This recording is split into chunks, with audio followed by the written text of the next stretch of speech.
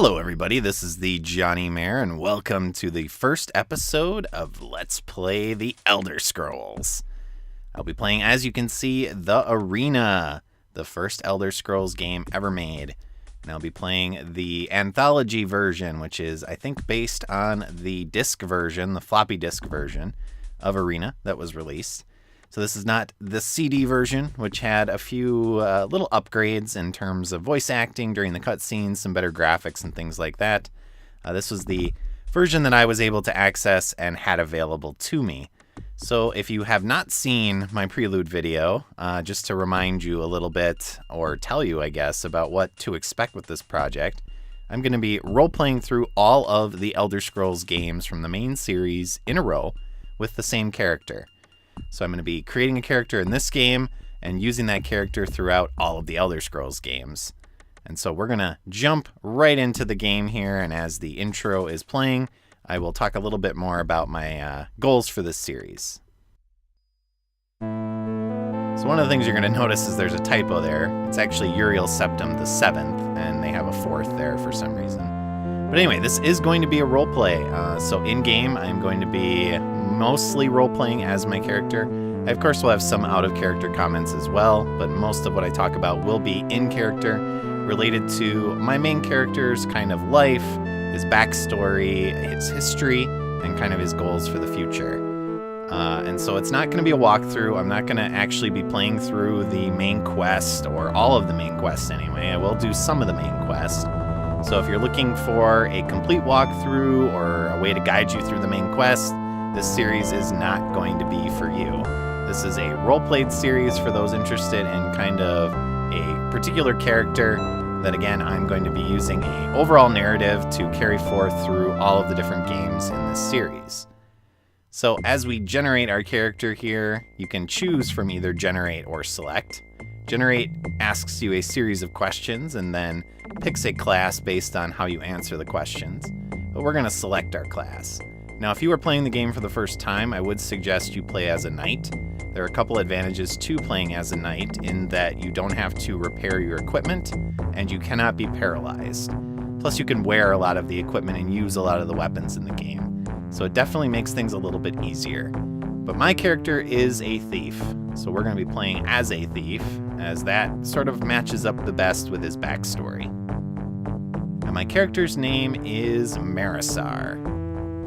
So Marasar is a Dunmar, or Dunmer, sorry, and Dunmers are, of course, Dark Elves. Now, in this game, Dark Elves are called Dark Elves. They're not called Dunmers. They weren't called that till later in the series. And Marasar is a male. So because Marasar is a Dunmer, he comes from, of course, Morrowind. But you'll notice pretty much all of the main areas of Tamriel are represented here. And depending on where you select, that determines your character. We even have the Red Mountain, of course. So Black Marsh, of course, High Rock, Hammerfell, etc. We're going to go with Morrowind because that is where Marasar is from, just southwest of the Red Mountain. So yes, my character hails from Morrowind. We will be known as the thief Marasar, who would call Morrowind, land of the Dark Elves, his home. Now, because we're a thief, there are particular statistics that sort of govern our particular skills that we have. So thieves can pick locks, they can also steal from other people. And the statistics that are kind of primary for that are agility and intelligence. And so this box here will always tell you what the primary statistics are for the class that you choose. Those are the ones to focus on when creating your character. So next up is character creation. So we are going to head to the screen. Basically, you are given stats that are randomly generated. And then you are given certain bonus points to assign to particular statistics. Now, generally you want to look for stats that are in the 50 to 60 range. That is about average. You want a lot of bonus points, up to 20. I think 20 is the max you can get. And anything under 30 or 40, that's pretty bad. So you can re-roll your stats, and wow, we actually got a pretty good character already. Although we're going to try again to see if we can get more bonus points. And yeah, this character is a lot better. So you'll notice most of my stats are in the 60s, especially the ones I'm worried about, which are agility, strength, and intelligence. So we're going to cap off a few of these, move them up to, average level at 50, and then I'm going to pump everything else into agility, because that affects lockpicking, stealing, and also battle resistance. So it increases your ability to defend against attacks as well as hit enemies. So that is something that is very, very helpful for my character. Now I'm tempted to add a point to luck just to smooth it out, but you'll notice my hit and defend go down, so I think I'm going to keep the agility at 70. So that looks pretty good. We're going to save that, and once you pick your statistics, then you get to choose your appearance. Now this is certainly not like Oblivion or Skyrim. For those that have played those games, you are somewhat limited in what you can do with the appearance. But we do have some preset faces you can choose from. Now Marasar is a younger dark elf, not super old. And basically there aren't really any great faces for how I picture Marasar. So we're going to go with the one that is kind of closest to the character I created in Skyrim for the Prelude video, which is kind of a more angular face with his hair slicked back. So I think that was like the third or the fourth option that was available here. And there we go. That'll be the face of our character, Marasar. And now I'm going to let another cutscene roll, and when I return, I will be in the guise of Marasar.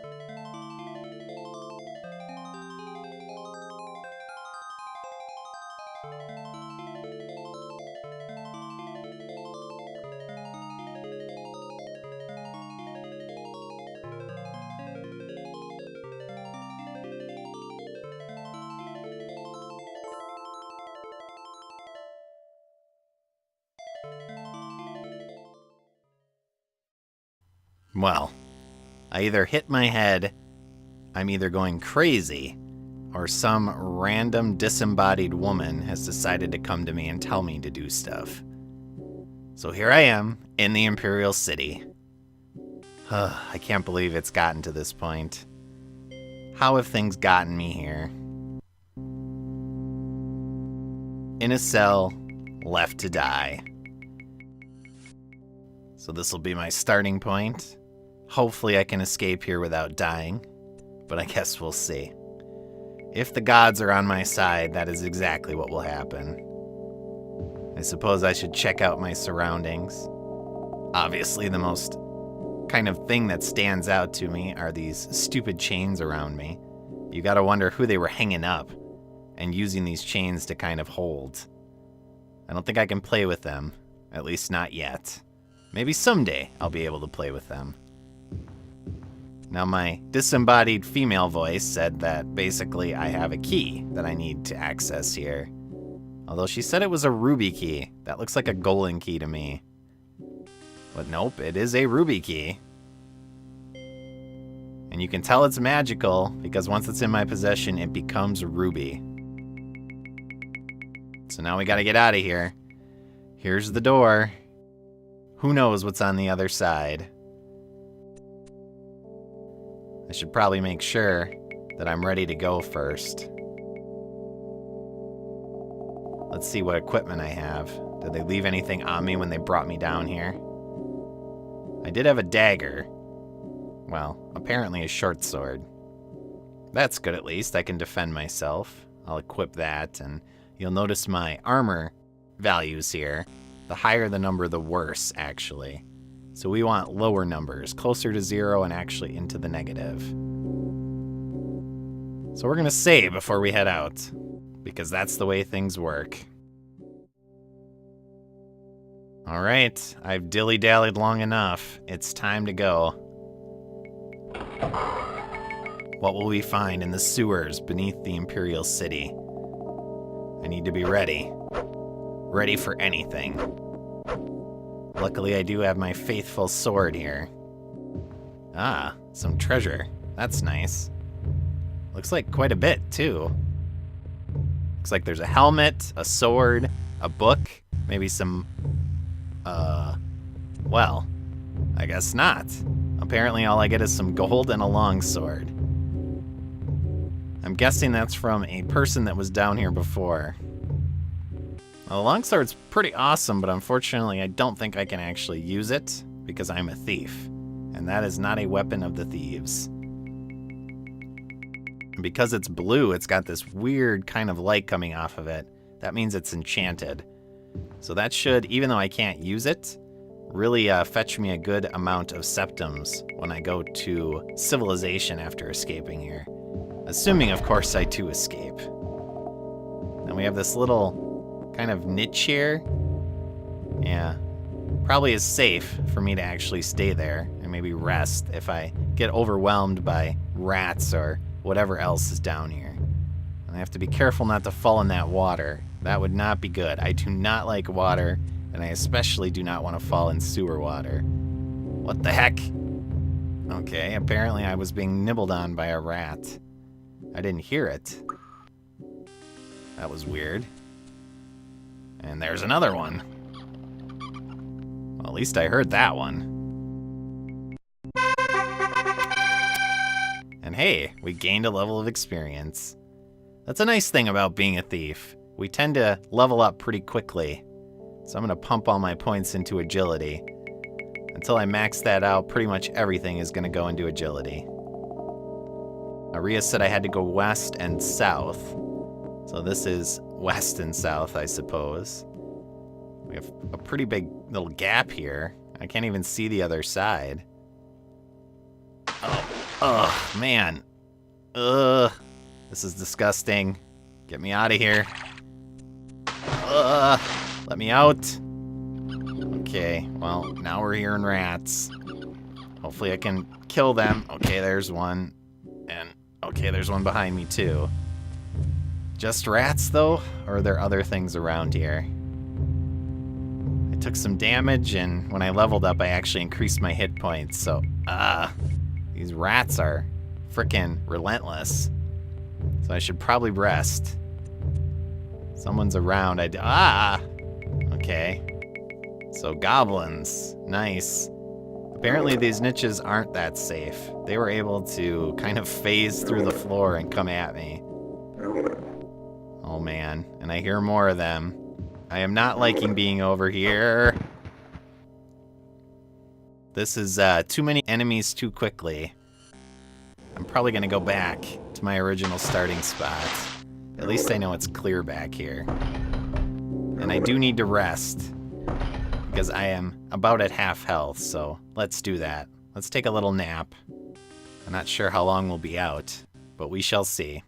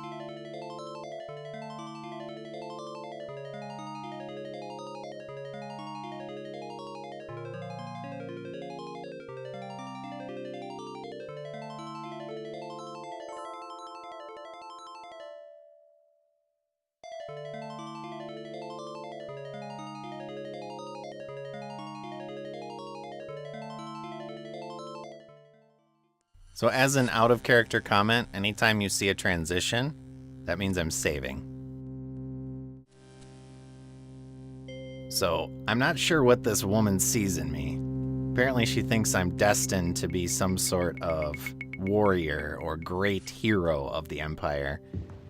Or maybe not even the Empire, but just someone to save the Emperor, who has apparently been banished to oblivion or some sort by his battle mage, who basically betrayed him. A wonderful traitor. And my goal, of course, I don't really care about any of that. I just want to get out of here. My interest is in my own skin and taking care of myself. So I tried going south. Let's see if going north, maybe there's someone in this cell, and maybe they would be willing to come with me as like a follower or something. There doesn't seem to be anyone in here, but at least there's some treasure. And who doesn't like treasure? Maybe goblins, since apparently they just leave it around. Although these goblins sound a lot like frogs.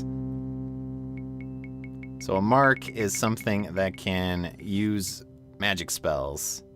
And until it's identified, we have no idea what it is.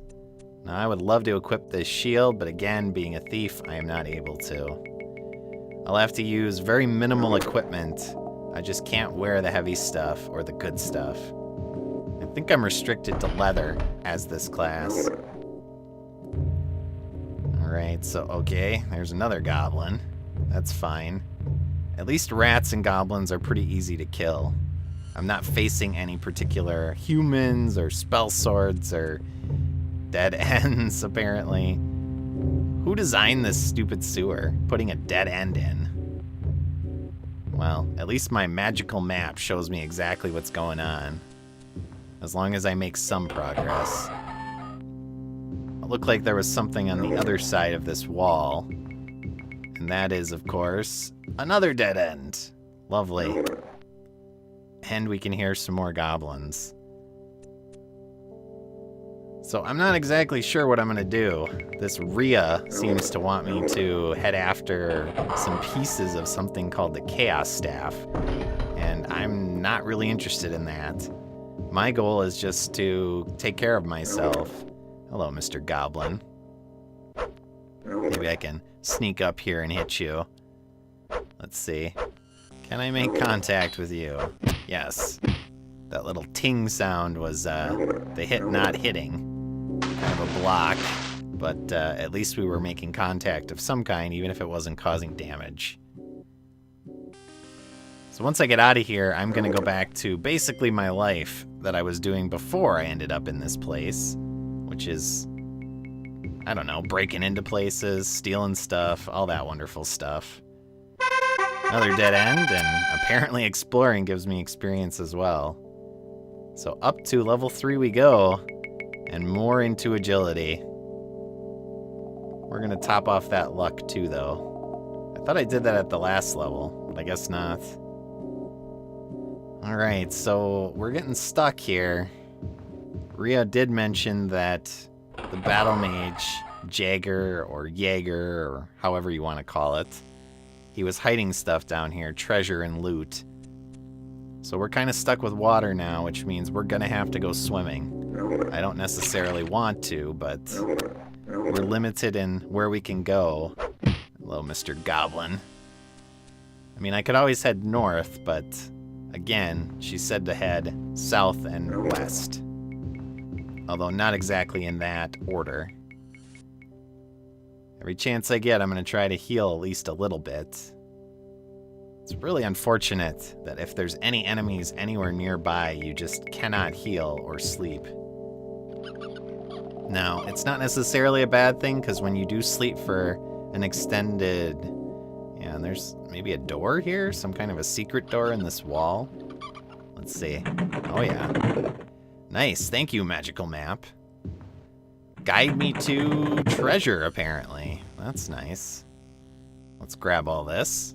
Ooh, we get a silver helm. Probably another piece of equipment we can't wear. A flail, not interested. I'm a swords kind of guy. Or daggers, anyway. And, yeah. There's supposed to be water up there, but I didn't see any. All I saw was a wall. Maybe the water is underneath the wall? Which, again, questionable architecture in this place. Whoever designed this sewer, maybe they were drunk or on skooma or something. And apparently there are still enemies nearby. I would love to go for a swim, even though I don't like water too much, but we're gonna have to backtrack. Now, it looks like you can go underneath these walls, like so. So that's nice. And it seems like you can access some areas like that you couldn't before, so we should probably do that, because, again, we're kind of limited in where we can go. I could go north. I have no idea what's up there. Probably bad guys. Let's see if we can get around this corner here, and maybe that'll take us closer to the exit. Now, when you're swimming, you'll notice that your fatigue goes down. I get tired. Oh, man. Okay, let's get out of this water, because we are defenseless in the water. And health is on the far left, the green bar. Red is my fatigue. And since I am not a spellcasting class, I do not have a magic bar. That's actually blue and is on the far right to my picture. Okay, what was that sound?